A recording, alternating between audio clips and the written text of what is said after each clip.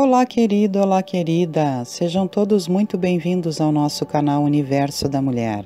Aqui é a sua amiga e sua irmã Anita Castro e nós estamos começando mais uma partilha dos estudos da obra de André Luiz. Nós estamos vendo aqui o livro número 1 da série sobre a vida no mundo espiritual, que é o livro Nosso Lar. E hoje nós vamos ver o capítulo 46, que vem sob o título Sacrifício de Mulher. Olha que interessante esse título, gente. Então, vamos analisar aqui esse capítulo com muito carinho, como nós sempre temos feito. Antes de iniciar, como eu sempre faço, te convido a curtir esse vídeo, meu querido, minha querida, para que tu auxilie o canal, para que tu me estimule a continuar fazendo esse trabalho e especialmente para que nós possamos partilhar tudo aquilo que temos recebido de bom através desse trabalho para outras pessoas também, para que a gente possa espalhar o bem, não é mesmo? Que é isso que nós mais desejamos, espalhar o bem com outras pessoas, para que outros irmãos e irmãs sejam tocados no seu espírito, no seu coração. Então vamos à nossa leitura e posteriormente eu vou tecendo aqui breves comentários conforme for intuindo e conforme for sentindo a necessidade de trazer alguma consideração sobre o tema, ok, queridos? Então vamos lá. André Luiz nos diz o seguinte: 1 ano se passou em trabalhos construtivos com imensa alegria para mim. Aprendera a ser útil, encontrara o prazer do serviço, experimentando crescente júbilo e confiança. Então, já começando aqui esse primeiro comentário, gente, olha só, já faz 1 ano que André Luiz está ali trabalhando nas câmaras de retificação. Olha que coisa linda! E ele nos fala aqui, então, que esse trabalho foi um trabalho de muito prazer, nos servir, não é? E experimentando também ali esse crescente júbilo, essa alegria, essa confiança de ser útil. Porque quando nós somos úteis, meus queridos, minhas queridas, como é maravilhoso, não é mesmo? Quando nós tocamos na vida das pessoas, quando nós percebemos que nós fizemos o bem para as pessoas, que nós podemos, a partir dos nossos atos, das nossas atitudes, abençoar as vidas, transformar aquele dia que às vezes está um pouco sombrio daquela pessoa, iluminando o seu caminho com um sorriso, com uma palavra amiga, com uma escuta compassiva, com um carinho, com uma atenciosidade e até mesmo auxiliando financeiramente alguma pessoa, alcançando ali algo que ela esteja necessitando, não é mesmo? Cuidando de uma pessoa adoecida, visitando uma pessoa que esteja em dificuldade dentro do seu lar ou numa prisão, não é? Então, como é maravilhoso quando nós servimos, nós nos tornamos úteis e isso é abençoador, é prazeroso, é jubiloso, traz-nos confiança por servir. E é assim que André Luiz está se sentindo, completando já 1 ano de trabalho nas câmaras de retificação. Então, continuando a nossa leitura, André Luiz vai nos dizendo o seguinte: até ali não voltara ao lar terrestre, apesar do imenso desejo que me espicaçava o coração. Às vezes, intentava pedir concessões nesse particular, mas alguma coisa me tolhia. Não recebera auxílio adequado, não contava ali com o carinho e apreço de todos os companheiros? Reconhecia, portanto, que se houvesse proveito, de há muito teria sido encaminhado ao velho ambiente doméstico. Cumpria, pois, aguardar a palavra de ordem. Além disso, não obstante desdobrar atividades na regeneração, o ministro Clarencio continuava a responsabilizar-se pela minha permanência na colônia. A senhora Laura e o próprio Tobias não se cansavam de me lembrar esse fato. Por diversas vezes tinha defrontado o generoso ministro do auxílio e, no entanto, mantinha-se ele sempre silencioso sobre o assunto. Aliás, Clarencio nunca modificava a atitude reservada no desempenho das obrigações concernentes à sua autoridade.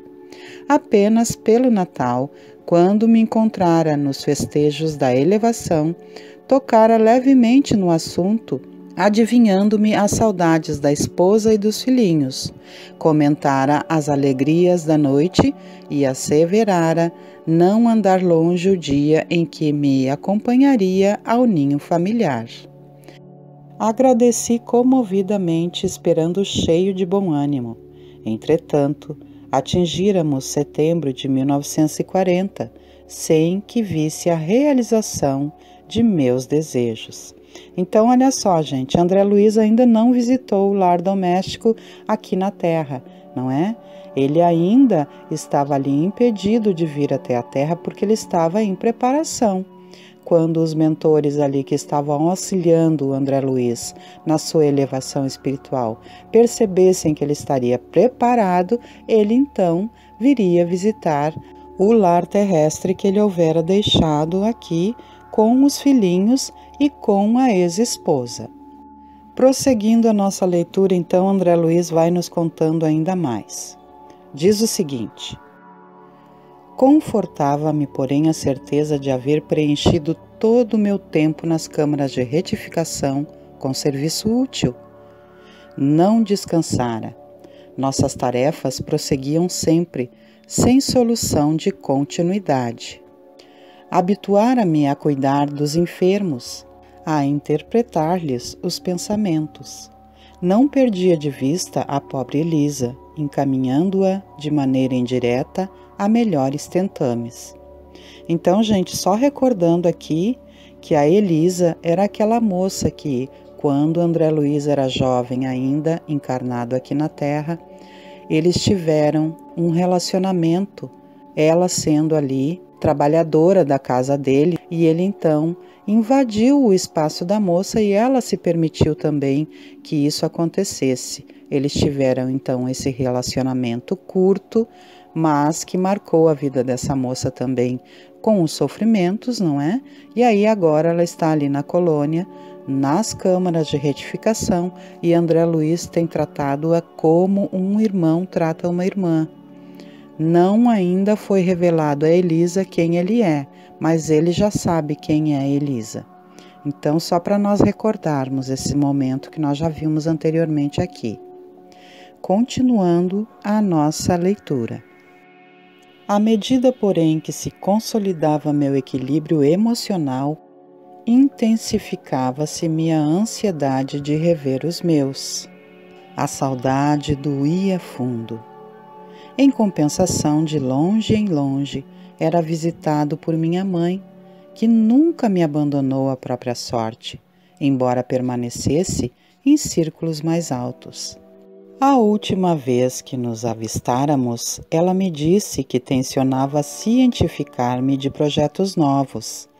Aquela atitude maternal de suave conformação nos sofrimentos morais que lhe feriam a alma sensível comovera-me profundamente. Que novas soluções teria tomado? Intrigado, esperei-lhe a visita, ansioso de conhecer-lhe os planos. Com efeito, nos primeiros dias de setembro de 1940, minha mãe veio às câmaras e, depois das saudações carinhosas, comunicou-me o propósito de voltar à Terra. Em tom afetuoso, explicou o projeto, mas, surpreendido e discordando de semelhante decisão, protestei. Não concordo. Voltar a senhora à carne? Por quê? Internar-se de novo no caminho escuro sem necessidade imediata? Mostrando nobre expressão de serenidade, minha mãe ponderou. Não consideras a angustiosa condição de teu pai, meu filho? Há muitos anos trabalho para reerguê-lo e meus esforços têm sido improfícuos. Laerte é hoje um séptico de coração envenenado. Não poderia persistir em semelhante posição sob pena de mergulhar em abismos mais fundos. Que fazer, André? Terias coragem de revê-lo em tal situação, esquivando-te ao socorro justo? Não, respondi impressionado. Trabalharia por auxiliá-lo, mas a senhora poderá ajudá-lo mesmo daqui. Não duvido.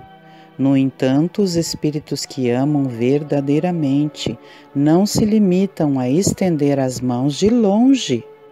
De que nos valeria toda a riqueza material se não pudéssemos estendê-la aos entes amados? Poderíamos, acaso, residir num palácio, relegando os filhinhos à intempérie? Não posso ficar à distância, já que poderei contar contigo aqui, doravante reunir-me-ei a Luísa, a fim de auxiliar teu pai a reencontrar o caminho certo. Pensei e redargui. Insistiria, no entanto, com a senhora. Não haverá meios de evitar essa contingência? Não seria possível. Estudei detidamente o assunto. Meus superiores hierárquicos foram acordes no conselho. Não posso trazer o inferior para o superior, mas posso o contrário. Que me resta senão isso? Não devo hesitar um minuto. Tenho em ti o amparo do futuro. Não te percas, pois, filho meu, e auxilia tua mãe quando puderes transitar entre as esferas que nos separam da crosta. Entre mentes, zela por tuas irmãs que talvez ainda se encontrem nas sombras do umbral, em trabalho ativo de purgação. Estarei novamente no mundo em breves dias, onde me encontrarei com Laerte para os serviços que o Pai nos confiar. Mas, indaguei, como se encontra ele com a senhora? Em espírito? Não, disse minha mãe com significativa expressão fisionômica. Com a colaboração de alguns amigos, localizei-o na Terra a semana passada, preparando-lhe a reencarnação imediata, sem que ele nos identificasse o auxílio direto. Quis fugir das mulheres que ainda o subjugavam, talvez com razão, e aproveitamos essa disposição para jungi-lo à nova situação carnal. Mas isso é possível? E a liberdade individual? Minha mãe sorriu algo triste e obtemperou. Há reencarnações que funcionam como drásticos. Ainda que o doente não se sinta corajoso, existem amigos que o ajudam a sorver o remédio santo, embora muito amargo. Relativamente à liberdade restrita, a alma pode invocar esse direito somente quando compreenda o dever e o pratique. Quanto ao mais, é indispensável reconhecer que o devedor é escravo do compromisso assumido. Deus criou o livre-arbítrio, nós criamos a fatalidade. É preciso quebrar, portanto, as algemas que fundimos para nós mesmos. Então, gente, olha, quero fazer um comentário aqui com vocês, que a gente precisa compreender, não é? Que o nosso livre-arbítrio nos foi dado por Deus, mas espíritos que estão aí em dificuldades muito intensas, como é o caso do Laerte, que estava ligado ali a mulheres que anteriormente ele fez amantes, e então essas mulheres, quando desencarnaram, ficaram unidas a ele devido a essa energia negativa de vingança, e ele então, nesse momento aqui, ele fugiu delas, como disse aqui a mãe de André Luiz. E nesse momento os amigos que cuidam do caso dele, juntamente com ela, auxiliaram a ele ser levado à reencarnação na Terra, para que ele possa prosseguir. Nesses casos, quando o espírito está muito perdido, está muito em momento contrário, ele é levado à reencarnação compulsória, para o seu próprio bem, porque Deus cuida de todos nós conforme a nossa necessidade. Então, como disse a mãe de André Luiz aqui, o nosso livre-arbítrio é para quando nós estamos com compreensão, não é mesmo? Um espírito que está enlouquecido, ele não sabe o que está fazendo. E então os amigos queridos que estão em torno auxiliam esse irmão na reencarnação sempre sob a autorização de Deus. É claro, não é, gente? Nada é feito sem a autorização de Deus. Então, esse espírito será reencarnado compulsoriamente, acima da sua vontade daquele momento, para o seu próprio bem. Porque espíritos que estão enlouquecidos assim, eles não causam males apenas aos outros, mas eles causam especialmente males a si mesmos. Então, para que eles não se percam ainda mais, quando eles afrouxam um pouco a sua guarda, como foi o caso aqui de Laerte, eles então são encaminhados para a reencarnação. Prosseguindo então a nossa leitura. Enquanto me perdia em graves pensamentos, continuou ela, retomando as anteriores observações.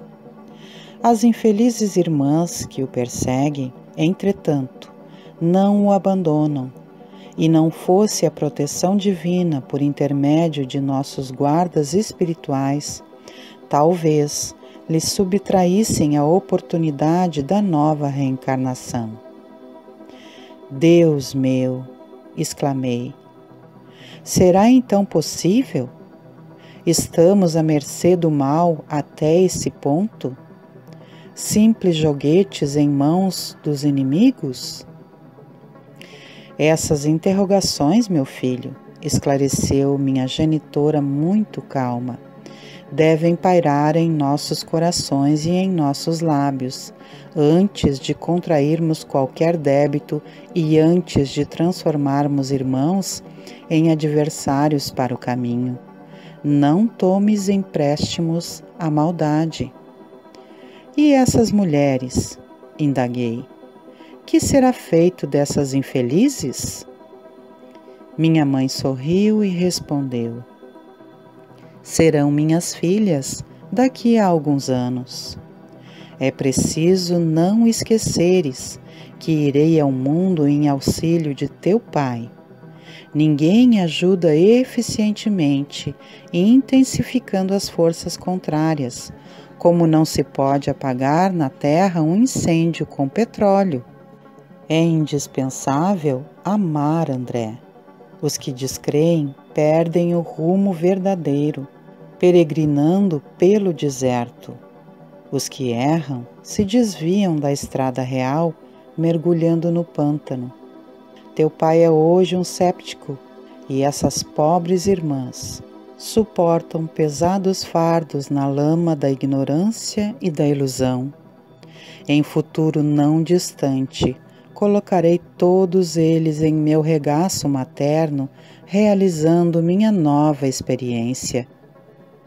E os olhos brilhantes e úmidos, como se estivesse a contemplar horizontes do porvir, rematou. E mais tarde, quem sabe, talvez regresse a nosso lar, cercada de outros afetos sacrossantos, para uma grande festividade de alegria, amor e união.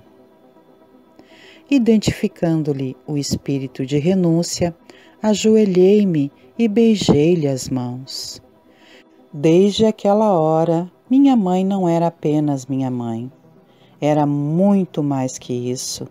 Era a mensageira do amparo, que sabia converter verdugos em filhos do seu coração, para que eles retornassem o caminho dos filhos de Deus.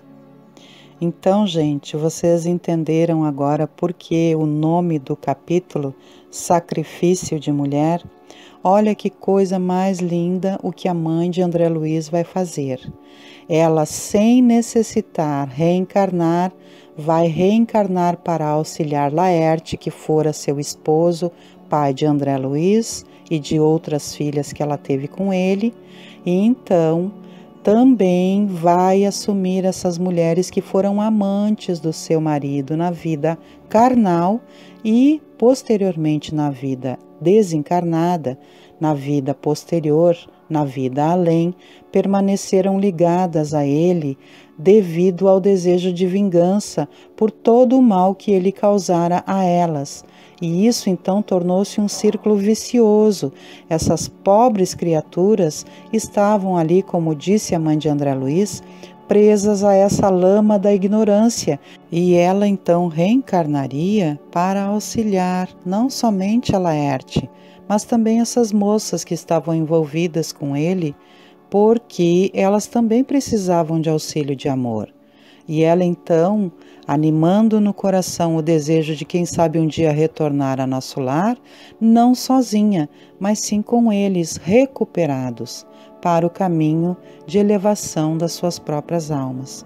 Olha quanto amor, gente, olha que coisa linda, olha que exemplo maravilhoso para a gente poder imitar, para a gente começar a perseguir na imitação de uma coisa tão linda quanto esta que a mãe de André Luiz está fazendo. Que a gente tenha o nosso coração perdoador, que a gente possa ir trabalhando, amar aqueles que nos prejudicaram. Olha que lindo, gente. Espírito iluminado, não é mesmo? Então, assim, meus amados, vamos concluindo o nosso trabalho de hoje. Deixo esse capítulo lindo para nossa reflexão individual. E vou então me despedindo de todos vocês, lhes convidando ainda para que todas as segundas-feiras, às 19 horas, venham estar aqui comigo no nosso canal Universo da Mulher com Anita Castro, para que juntos possamos compartilhar o ESG, Estudo Sistematizado da Doutrina Espírita. Todas as quartas-feiras, às 21 horas, para nos reunirmos juntos em torno do Evangelho no lar, para edificarmos junto ao Cristo a nossa casa, o nosso lar, a nossa família. Todas as quintas-feiras, às 18h30, para retornarmos novamente aos estudos da obra de André Luiz, e todas as sextas-feiras, às 18 horas, a partir do momento do passe, para recebermos o passe e os eflúvios da espiritualidade superior.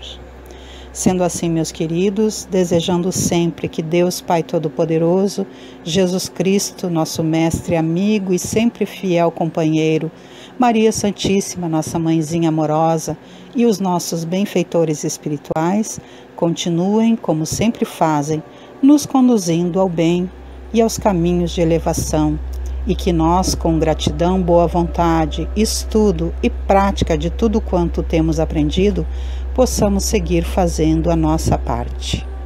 Um grande beijo no coração de todos e até o nosso próximo encontro. Muita paz e harmonia nos nossos caminhos, meus queridos e minhas queridas. Tchau, tchau, amados.